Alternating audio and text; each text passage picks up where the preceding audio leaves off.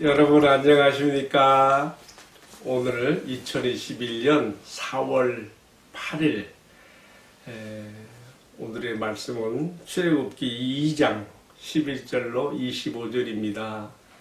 저는 하나님께서 준비시키시는 지도자라고 하는 제목을 가지고 함께 말씀을 나누겠습니다. 오늘의 본문의 일부분을 제가 봉독하겠습니다.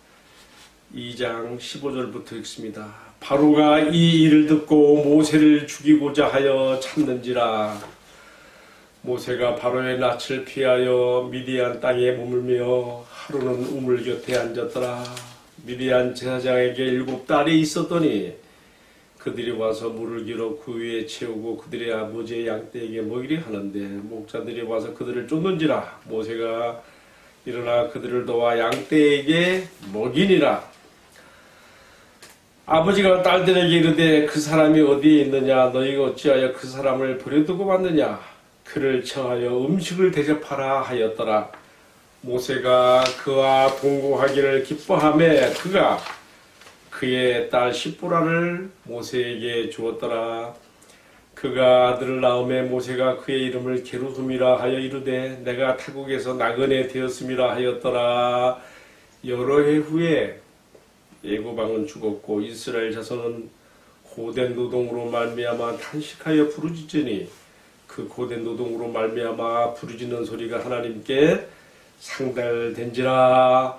하나님께서 그들의 고통을 들으시고 하나님이 아브라함과 이삭과 야곱에게 세운 언약을 기억하사 하나님이 이스라엘 자손을 돌보셨고 하나님이 그들을 기억하셨더라. 아멘. 저는 오늘 방금 읽은 말씀을 중심으로 정말 이 출애굽의 역사를 앞장서서 주도하시는 분은 하나님이신데 하나님께서 하나님의 그의 일하심의 원리와 방법은 준비된 사람이거든요.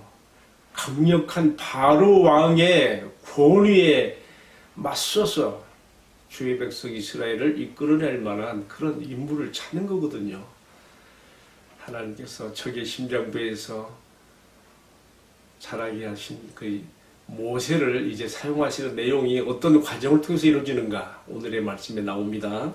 자, 그런데 여러분, 모세가 자기 백성 동족 이스라엘을 돌아보고 싶은 마음이 생긴 것이 언제부터였을까요? 오늘 본문에는 나오지 않아요. 그러나 사도행전 7장 23절에 스데반이 지난날 이스라엘 역사를 회고하면서 전하는 설교에 보면 그의 나이 40세가 되었을 때에 자기 동족 이스라엘을 돌아볼 생각이 났다고 이렇게 해석하는 것을 보면 성령께서 스데반에게 그렇게 깨닫게 하신 것이라고 이해를 하게 됩니다. 또 성경 히브리서에서 보게 되면 히브리서 저자는 또 어떤 말을 덧붙이고 있는가 하면은 이렇게 썼어요. 믿음으로 모세는 장성하여 바로의 공주의 아들이라 칭함을 거절하고 도리어 하나님의 백성과 함께 고난받기를 잠시 제 낙을 누리는 것보다 더 좋아하고 그리스도를 위해서 받는 능력을 애굽의 모든 보화보다 더 큰 재물로 여겼으니 이는 상 주심을 바라봅니다. 히브리 11장 24절 26절의 말씀입니다. 자, 이런 것들이 이런 말씀들이요 모세의 나이 40세쯤 되었을 때에 일어났던 심경의 변화를 우리에게 이렇게 가르쳐주고 있습니다. 그래서 그는 이제 그 40세 이후부터는요 자기가 애굽의 지도자로서 교육받았던 엘리트 코스의 그 바로 왕의 궁전에서 보다도 오히려 밖으로 나와서 자기 동족 히브리인들의 노역의 현장에 자주 나갔던 것 같습니다. 그래서 오늘 말씀 이제 소두에 제가 읽지 못했습니다만은 거기 보게 되면 애굽 사람이 자기 동족 히브리인을 때리는 것을 보면서 동족애가 끌어올라서 그 사람을 쳐 죽여버리고 모래에다 감추게 되지요. 다음 날은 동족끼리 싸우는 걸 보고서 우리는 서로 형제라, 너희는 서로 형제가 아니 형제끼리인데 어째 싸우느냐 했을 때 그의 이 때린 자의 반발로 그리고 이 모세의 그 어제 있던 일들이 이 바로 왕의 기회까지 보고가 되므로 신변의 위협을 느껴서 모세가 이제 거기서 도망하게 되는 거지요. 어디로 도망했습니까?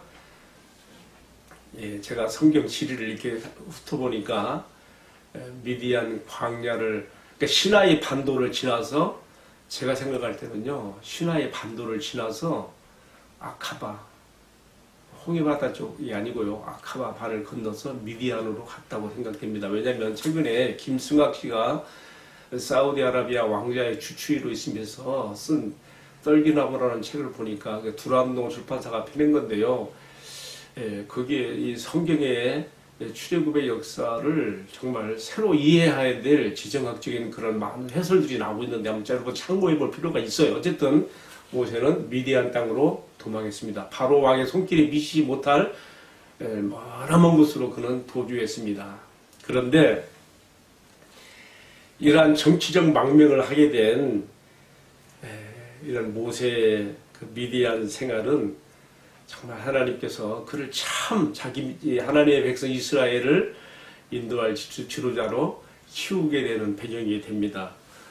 처음에 그는 그 미디안 땅에 갔을 때 하루는 그 우물가였다가 그 지역의 제사장 이드로의 7딸이 있는데 그녀들이 양을 물 먹기 위해서 우물가 왔을 때 다른 목자들이 방해를 하고 우물을 차지하게 되니까 모세가 나서서 목자들을 쫓아내고 이드로의 딸들에게 양의 물을 먹이도 도와주지요. 이것이 이제 인연이 되어서 그는 이드로 집에 사이가 되고요. 맏딸 십보라를 또 아내로 맞아서 거기서 아들을 낳는데 그 아들의 이름이 뭐예요? 게르솜. 게르솜이란 뜻이 뭐죠? 내가 타국에서 나그네가 되었다. 그러니까 우리가 알 수 있는 것은요, 모세는 비록 미디안에서 그렇게 외로운 나그네 생활을 하고 있었지만 그의 마음은 어디가 있는 거예요? 그 아들에게 지어준 이름 속에 들어 있어요.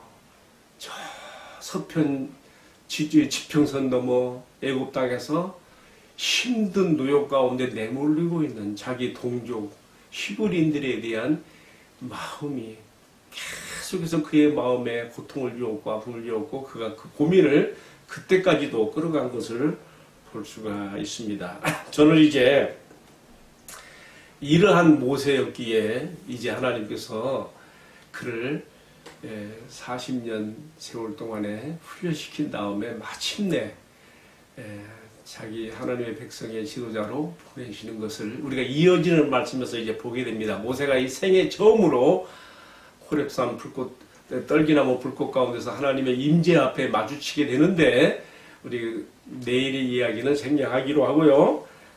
이제 오늘 말씀에 저는 화두로서 주제로서 생각하는 게 뭐냐면 하나님께서는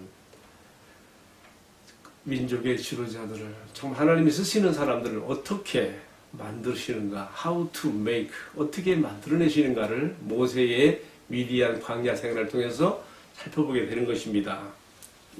첫 번째로는요, 하나님께서 쓰시는, 준비시키시는 지도자는요, 하나님의 그 언약에 기초하여 자기 동족 이스라엘의 존재 의미와 목적이 무엇인지를 분명히 알아야 되는 것이 필요했습니다. 그리고 두 번째로는요, 지금 당면하고 있는 자기 동족의 고통을 자신의 것으로 깊이 삼고 채우라는 사람이 되어야 했습니다. 세 번째로는요, 이것이 중요한 얘기예요.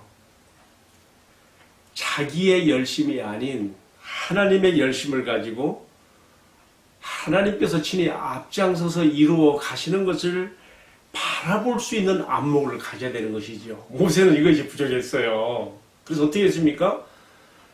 그는 자기의 열심으로 자기 동족을 위해서 뭔가를 해보려고 하다가 살인까지 하게 되는 일에 처하게 되지요. 그의 동족에는 뜨겁게 불탔지만 그걸로는 안 되는 것이지요. 그걸로는 안 돼요. 더 중요한 것이 있습니다.